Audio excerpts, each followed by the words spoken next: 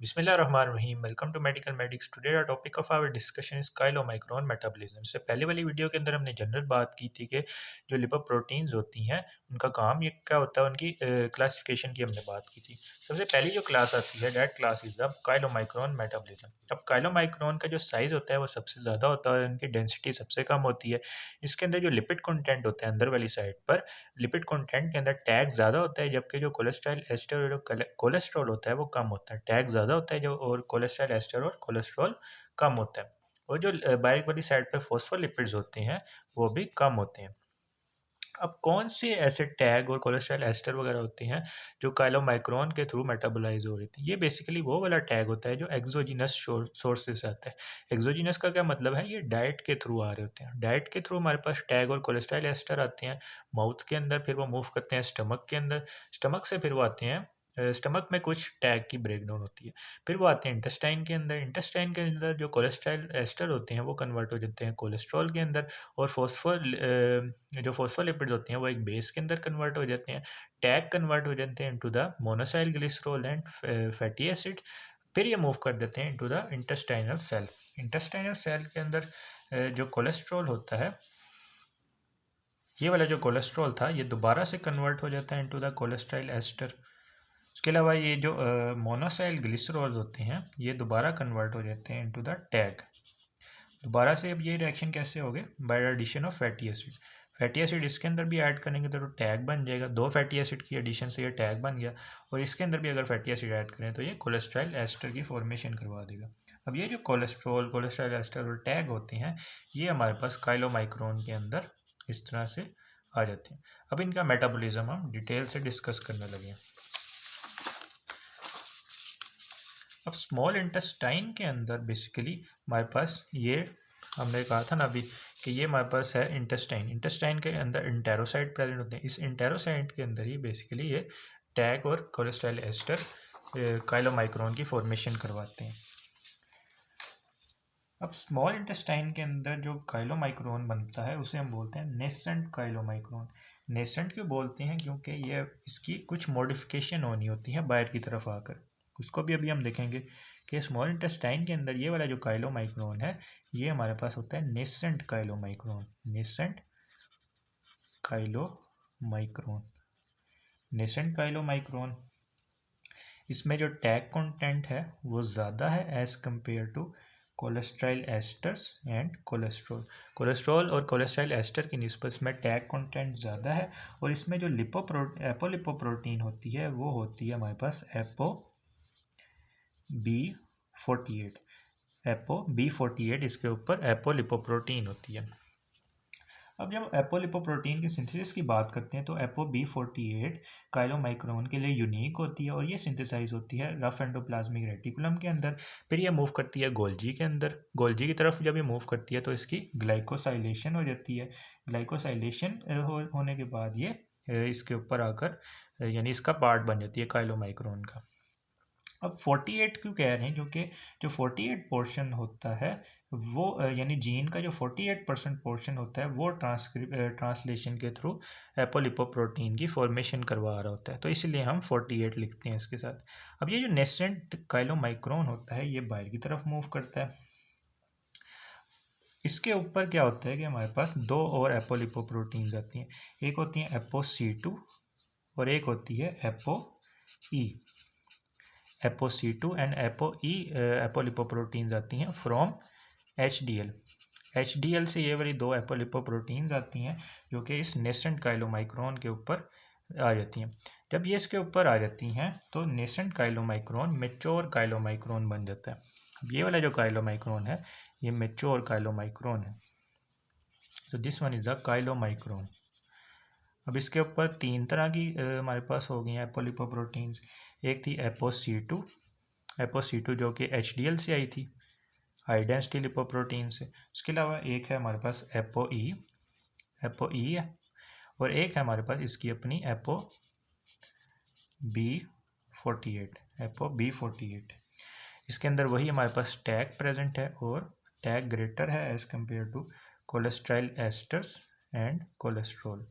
अब ये मूव कर जाएगा कैपिलरीज के अंदर, कैपिलरीज से ये चला जाएगा into the adipose tissue, this one is the adipose tissue. अब एडिपोज टिश्यू के अंदर एक एंजाइम प्रेजेंट होता है जिसको हम बोलते हैं lipoprotein lipase enzyme. Lipoprotein lipase enzyme present होता है एडिपोज टिश्यू के अंदर। ये क्या करता है कि जो इसके अंदर काइलोमाइक्रोन के अंदर टैग होता है ना, उसकी डिग्रेडेशन करवा रहा होता है। तो टैग डिग्रेड होता है, किस डिग्रेड होकर क्या क्या स्ट्रक्चर बनाता है, एक फ्री फैटी एसिड की फॉर्मेशन करवा देता है, फ्री फैटी एसिड बन जाता है। उसके अलावा हमारे पास ग्लिसरॉल की फॉर्मेशन होती है, फ्री फैटी एसिड और ग्लिसरॉल बनता है। अब ये जो ग्लिसरॉल होता है ये लिवर की तरफ जाता है, ये लिवर की तरफ जाकर हमारे पास दो प्रोसेसेस करवाता है। या तो ये हमारे पास करवा देता है ग्लाइकोलिसिस, या फिर ये हमारे पास ग्लूकोनियोजेनेसिस करवा देता है, ग्लूकोनियोजेनेसिस। अब ये वाला जो लाइपोप्रोटीन लाइपेज होता है, इसको एक्टिव करने के लिए हमारे पास ये वाला एपोC2 एपोलिपोप्रोटीन है थी, यानी जो HDL ने हमें दी थी, HDL ने एपोलिपोप्रोटीन C2 दी थी।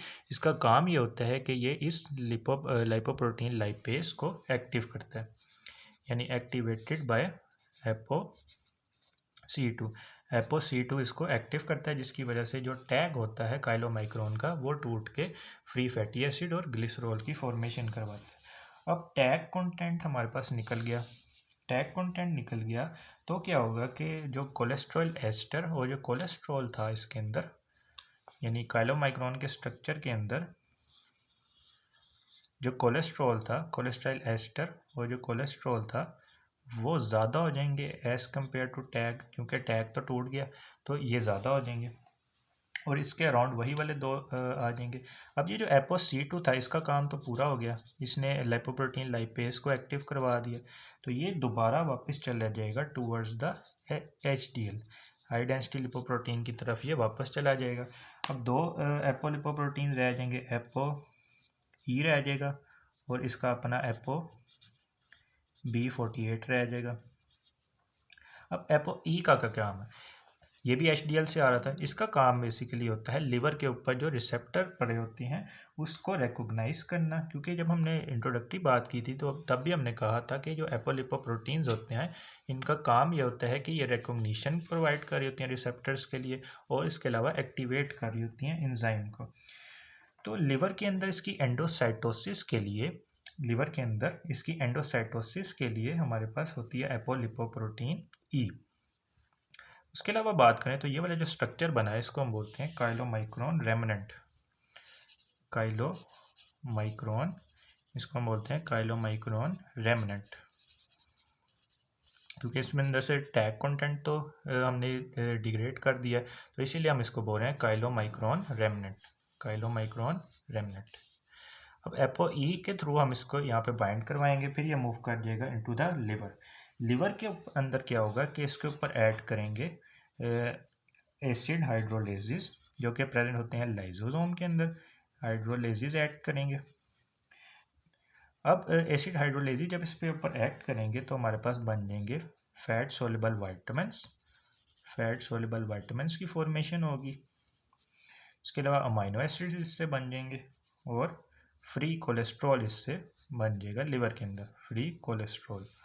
तो ये हमारे पास था कोलेस्ट्रॉल का मेटाबॉलिज्म। तो एक बार क्विक रिव्यू ले लेते हैं कि हमने सबसे पहले इंटेस्टाइन्स के अंदर हमारे पास नेसेंट काइलोमाइक्रोन की फॉर्मेशन हुई थी जिसके ऊपर लिपोप्रोटीन लाइपेज जो B48 वो आया था, इसमें टैग कंटेंट ज़्यादा था, जो कोलेस्ट्रॉल एस्टर और जो कोलेस्ट्रॉल था वो कम था।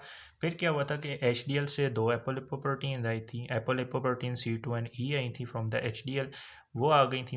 एपोलिपोप्रोटीन C का काम ये था कि वो लिपोप्रोटीन लाइपेज जो कि एडिपोज टिश्यू के अंदर प्रेजेंट होता है उसको एक्टिव करता है, जिसकी वजह से जो टैग प्रेजेंट था काइलोमाइक्रोन का वो टूट गया था into the free fatty acid and glycerol चला गया था लिवर की तरफ और ग्लाइकोलिसिस और ग्लूकोनियोजेनेसिस करवा दी थी। अब टैग की रिमूवल के बाद जो काइलोमाइक्रोन बचा उसको हमने कहा काइलोमाइक्रोन रेमनेट, एपोC2 को हमने दोबारा HDL की तरफ मूव करवा दिया। अब कोलेस्ट्रॉल एस्टर और कोलेस्ट्रॉल का लेवल ज़्यादा है as compare to TAG. Cholesterol apolipoprotein E ने हमारे पास लिवर के ऊपर रिसेप्टर जो होते हैं उसको रिकॉग्नाइज़ किया और ये लिवर के अंदर मूव कर गया काइलोमाइक्रोन का रेमनेट, और लिवर के अंदर इसके ऊपर लाइसोसोमल एसिड हाइड्रोलाइसिस एक्ट हुए जिसने इसको कन्वर्ट कर दिया fat soluble vitamin, amino acid and free cholesterol के अंदर। तो ये था टॉपिक हमारा काइलोमाइक्रोन मेटाबॉलिज्म। नेक्स्ट पार्ट की वीडियो के अंदर हम वेरी लो डेंसिटी लिपोप्रोटीन का मेटाबॉलिज्म डिस्कस करेंगे। If you like this video, then kindly share it with your friends and subscribe to my channel.